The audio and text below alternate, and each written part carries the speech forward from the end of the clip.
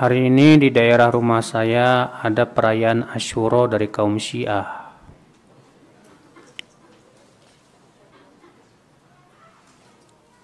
Apa yang harus saya perbuat, Ustadz, agar tidak terkena kesesatannya? Apakah Syiah termasuk Khawarij juga? Saya katakan, Pak, ingkarilah sesuai dengan kemampuan. Kalau antum bisa mampu menyampaikan kepada para ahli agama, kepada MUI dan yang lainnya, bagus. Nah, apakah Syiah termasuk Khawarij? Saya katakan iya. Karena di mana-mana Syiah selalu menjadi sebab terjadinya pemberontakan kepada pemimpin yang sah. Di Yaman, Houthi, siapa? Syiah. Maka dari itu, ya bisa dikatakan demikian. Mereka juga menghalalkan darah Ahlussunnah, tapi tidak semua Syiah ya. Itu Syiah yang disebut oleh para ulama Syiah Itsna Asyariyah, yang disebut dengan Syiah Rafidhah. Ana mau bertanya pelihar nadar. Ada seorang akhwat yang sedang melakukan ta'aruf dan ingin melanjutkan ke nadhor, bukan nadar. Dan melanjutkan ke nadhor. Tapi di sini ana tidak memiliki mahram karena orang tua ana beda pulau. Bagaimana solusinya ya Ustadz? Bisa melewati Macomblang. Ya. Atau misalnya nadhor tapi tidak berdua-duaan dengan si ikhwan tersebut, ditemani yang lain. Yang jelas dia tidak berdua-duaan. Iya. Nah itu. Kalau memang tidak punya mahram. Bagaimana dengan mencari ilmu di keputrian? Baik itu yang ada di kampus maupun sekolah-sekolah. Apa sih maksudnya di keputrian tuh? Bagaimana dengan mencari ilmu di keputrian? Baik itu yang ada di kampus maupun sekolah-sekolah. Maksudnya apa? Hah?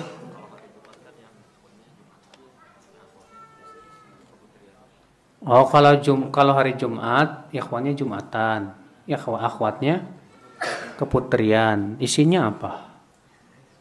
Kayak Jumatan juga. Hah? Semacam kajian. Tergantung siapa yang ngajarnya. Kalau yang ngajarnya memang benar, kuat ilmunya, lurus akidah dan manhajnya, bagus, nggak masalah. Tapi kalau yang ngajarnya bukan ahlinya, cuma kakak kelas aja, yang dia juga bukan ahli dalam agama, nggak perlu kita ikuti. Ya, kita ini harus belajar sama ahlinya, Mas, bukan sama orang yang sebatas istilahnya cuma kakak kelas yang nggak bisa bahasa Arab, nggak bisa apa-apa ilmu agama. Ya, musibah. Mengapa ada sebagian orang mengatakan hadis ahad tidak bisa diamalkan? Asalnya dari Mu'tazilah. Jadi menurut mereka, Pak, hadis ahad itu hadis yang diriwayatkan oleh satu orang atau lebih. Nah, seperti ini hanya menghasilkan dugaan kuat. Karena hanya menghasilkan dugaan kuat, maka tidak bisa untuk menetapkan sesuatu yang pasti. Masalah akidah, masalah yang pasti. Masa sesuatu yang pasti ditetapkan oleh sebatas dugaan kuat? Gak mungkin. Nah, ini kan akal-akalan, Pak, namanya. Pak, paham gak? Ini namanya akal-akalan. Sekarang kita katakan pertama, ada nggak hadis atau dalil yang menyebutkan bahwa hadis ahad nggak boleh dipakai dalam masalah akidah? Ada? Nggak ada. Sampai detik ini pun mereka tidak bisa membawakan dalil. Iya, yang ada hanya sebatas akal semata. Yang kedua, pemahaman seperti ini bertabrakan dengan ijma' kaum muslimin. Sebagian disebutkan Imam Al-Khatib Al-Baghdadi, Ibnu Abdul Bar dalam kitab At-Tamhid. Mereka semua mengatakan bahwa para ulama dari zaman ke zaman berijma, bersepakat akan wajibnya menerima hadis ahad dan mengamalkannya. Iya. Silakan dilihat dalam kitab At-Tamhid di jilid 1 yang halaman 8. Ya, yang ditulis oleh Ibnu Abdul Bar, demikian pula Al-Khatib Al-Baghdadi dan yang lainnya.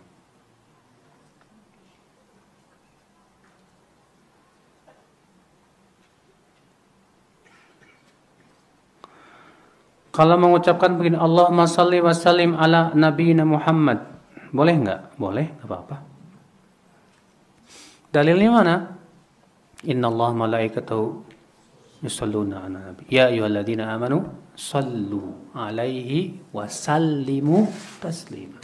Sallu wa sallimu. Berarti Allahumma salli wa sallim.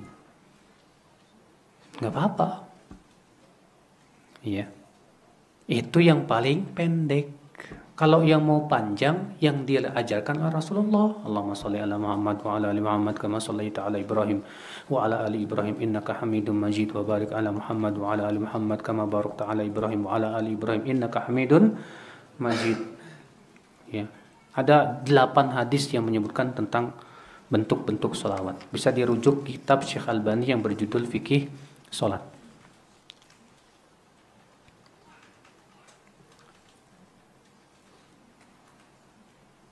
Tulisannya berdekatan banget ya, susah. Pusing Pak bacanya Pak. Merendahkan hati kepada Allah dan bagaimana hati tidak merasa dengki, Ustadz. Apakah benar belajar sirah ulama makin rendah? Hah? Jazakallahu khairan. Merendahkan hati kepada Allah. Bagaimana merendahkan hati kepada Allah? Itu dengan cara tunduk dan patuh dengan semua perintah-perintah Allah. Dan membenarkan semua yang Allah beritakan. Tanpa kita menolak dengan akal-akal kita. Ya. Bagaimana hati supaya tidak dengki? Supaya tidak dengki, yang pertama, ya, kita banyak-banyak minta kepada Allah supaya dilindungi dari apa? Kedengkian. Yang kedua, selalu kita muhasabah dan mempelajari tentang ciri-ciri dengki itu apa. Yang ketiga, kalau kita sudah merasa dengki dengan seseorang, segera orang tersebut kita doakan dan kita padamkan, ya, kedengkian tersebut. Apa benar belajar sirah ulama makin rendah? Loh. Sirah ulama maksudnya apa? Biografi ulama. Mempelajari biografi ulama itu penting loh Pak. Kenapa demikian? Sebab dengan mempelajari biografi ulama, kita bisa mengambil mereka sebagai apa? Suri tauladan. Mengambil hikmah-hikmahnya. Walaupun memang ulama bukan seperti apa? Nabi. Tapi kita butuh ilmu mereka. Kita butuh. Kehidupan ulama salaf terdahulu itu luar biasa Pak hidupnya Pak. Waktu-waktunya berkah sekali. Akhlaknya dan yang lainnya. Bapak baca deh kitab Syiar A'lamin Nubala. Baca kitab ya Tarikhul Islam. Bagaimana kitab-kitab yang menyebutkan tentang sejarah-sejarah para ulama. Luar biasa Pak. Menambah keimanan. Ya. Menambah keimanan.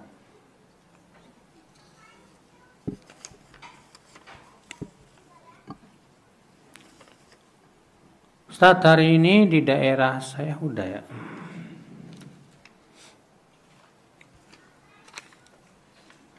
Boleh dijelaskan tentang hadis udah juga.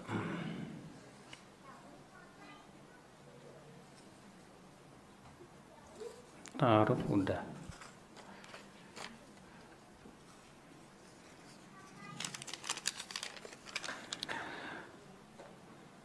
Seutama-utama mempelajari ilmu, Ana pernah baca Muqaddimah Fikih Asmaul Husna karya Syekh Abu Bakar adalah mempelajari tentang Allah. Betul sekali.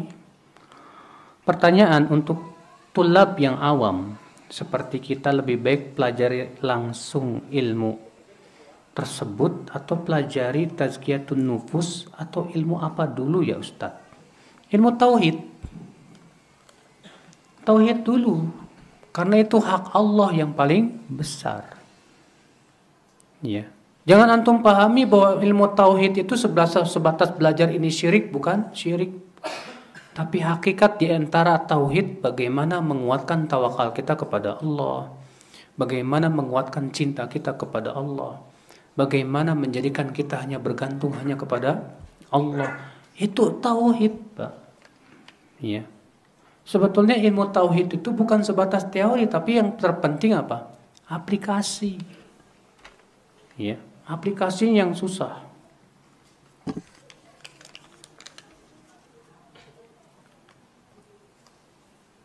Apakah orang yang sholatnya badannya apa sih? Tulisannya kecil banget ya. Apakah orang yang sholatnya badannya sambil goyang-goyang?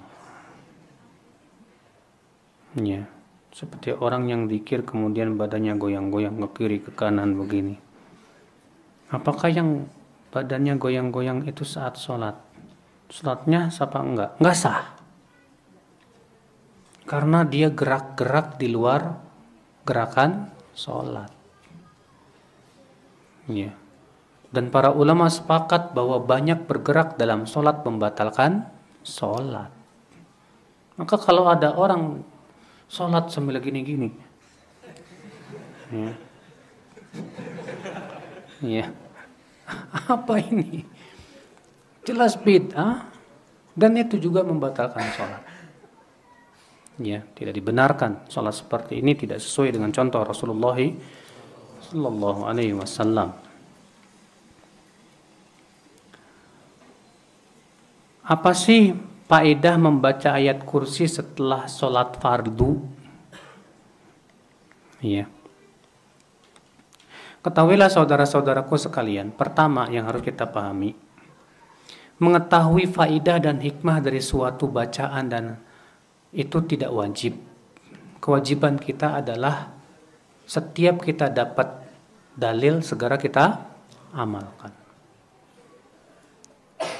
Yang kedua, Rasulullah menyebutkan tentang apa sih keutamaan membaca ayat kursi setelah sholat fardu. Yaitu siapa yang membaca ayat kursi setelah sholat fardu tidak ada yang menghalangi dia untuk masuk surga kecuali kematian. Iya. Berarti orang yang selalu baca ayat kursi setelah sholat fardu itu Masya Allah pahalanya besar sekali di sisi Allah Subhanahu wa Ta'ala. Iya.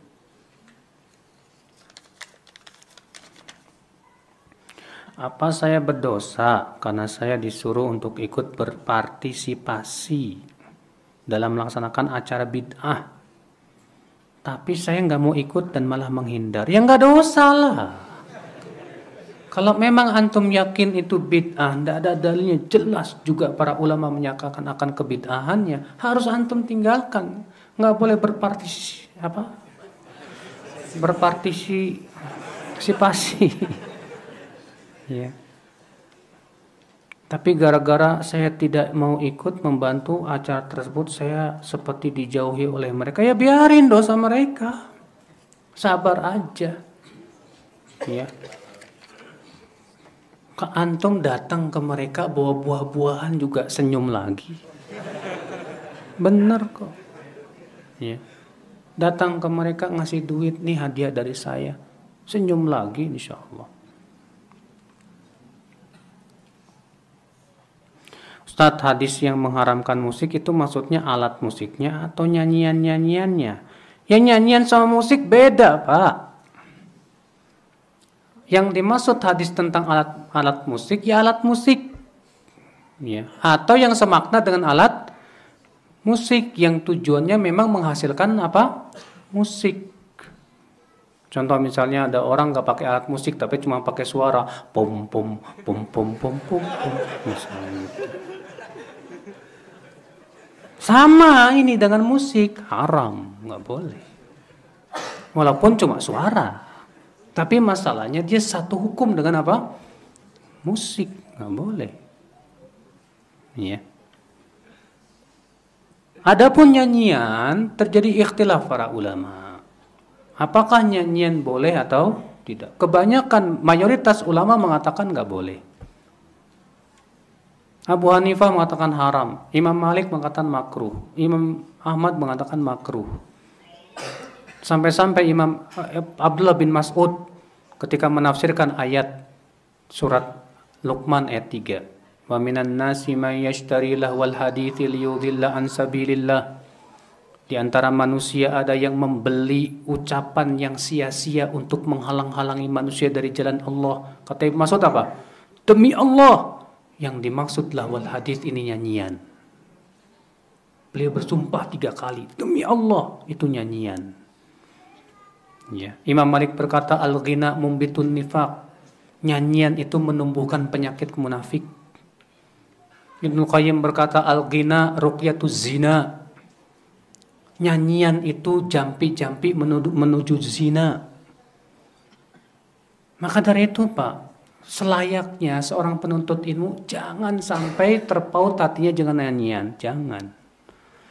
Rasulullah SAW dalam riwayat Bukhari dan Muslim Pak, dalam riwayat Bukhari dalam sahihnya, pernah sedang berjalan dengan sahabatnya. Rupanya terdengarlah ada laki-laki yang sedang bernyanyi. Apa kata Rasulullah? Khudhu, tangkap dia, fa innahu syaitan, karena dia setan. Laki-laki yang nyanyi disebut oleh Rasulullah apa? Setan. Iya. Iya, ngomong Rasulullah, bukan saya Pak. Bukan saya, maaf ya. Nanti antum jangan nyebarin Ustaz Batul bilang penyanyi setan, bukan? Iya. Ya, yang bilang Rasulullah dalam Sahih Bukhari. Apa kata Rasulullah setelah itu? La an yumla batnu ahadikum sadidan, lebih baik perut seseorang dipenuhi dengan nanah daripada dipenuhi oleh nyanyian. Ya. Makanya ya akhi, kata Ibnu Qayyim apa? Tidak akan bertemu dalam hati seorang hamba dua cinta Al-Quran dan cinta nyanyian. Jangan sampai antum seorang lelaki nyanyi kayak cewek. Yalah, aduh, bencong. Ya. Di zaman Rasul ketika pernikahan yang nyanyi anak kecil apa anak dewasa? Anak kecil, Pak. Enggak ada sahabat ayo kita bikin klub nasyid, konser. Mana ada di zaman sahabat. Zaman Rasul SAW gak layak. Ada nggak Pak penyanyi dihadiri oleh para ulama? Nggak ada Pak. Allah mengatakan apa? Wasyu'ara'u yattabi'uhumul ghawun, dalam surat Asy-Syu'ara tuh. Para penyanyi itu hanyalah diikuti oleh orang-orang yang sesat. Makanya penyanyi majelisnya yang menghadiri siapa? Yang kayak gitu. Joget-joget ini nggak ada para ulama hadir. Masya Allah, nggak ada Pak. Secara fitrah kita pun juga kalau ada ulama duduk di majelis nyanyian nggak layak. Fitrah kita Pak. Adalah Pak, apa sih susahnya ninggalin nyanyian demi untuk mengasyikkan Quran di hati kita? Mana yang lebih antum pilih? Antum lebih asyik nyanyi atau lebih asyik baca Quran? Secara fitrah antum, anak tanya secara fitrah antum. Mana yang lebih antum pilih? Lebih asyik baca Quran atau lebih asyik nyanyi? Saya yakin orang yang fitrahnya masih lurus berkata, saya ingin lebih asyik baca Quran. Iya. Iya, sahih, akhi. Jangan biasakan dengan nyanyian, Pak. Iya. Jangan biasakan. Walaupun memang ada sebagian ulama mengatakan boleh, tapi sebatas syair seperti di zaman sahabat. Boleh, memang betul. Tapi itu dengan syarat. Syarat yang pertama isinya kebaikan. Yang kedua tidak boleh terlalu banyak, tidak terlalu sering. Nggak boleh. Ya.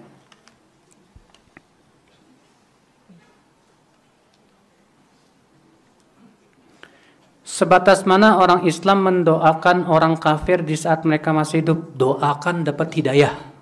Itu yang terpenting. Ada seorang Yahudi pura-pura bersin di sisi Rasulullah. Haji. Maksudnya Yahudi ini pengen dapat doa Rasulullah, yarhamukallah. Tapi Rasulullah berkata apa? Yahdikallah. Semoga Allah memberikan kamu hidayah. Jadi kalau ada orang kafir haji tapi ucapin alhamdulillah, ada biasa, bisa jadi ada kan? Ya, haji alhamdulillah. Langsung antum jawab yahdikallah. Begitu. Ya, semoga Allah memberikan kamu apa? Hidayah. Ya.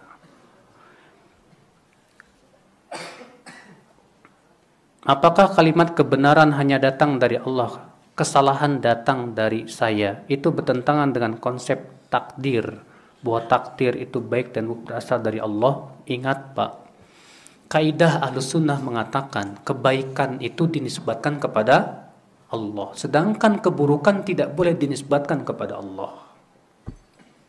Dalilnya Rasulullah bersabda dalam doanya, wasyarru laisa ilaik, dan keburukan tidak dinisbatkan kepadamu ya Allah. Maka ucapan ini yang mengatakan apa yang benar itu dari Allah, yang salah itu dari saya dan dari setan, ini ucapan yang diucapkan oleh Abu Bakar. Dan itu maknanya benar. Memang betul takdir baik dan buruk semuanya dari Allah. Tapi ingat, ya, ada dalil lain yang menunjukkan bahwa yang boleh dinisbatkan kepada Allah hanya apa? Kebaikan. Sedangkan keburukan tidak boleh dinisbatkan kepada Allah Subhanahu wa taala. Karena yang melakukan keburukan secara hakiki siapa? Manusia.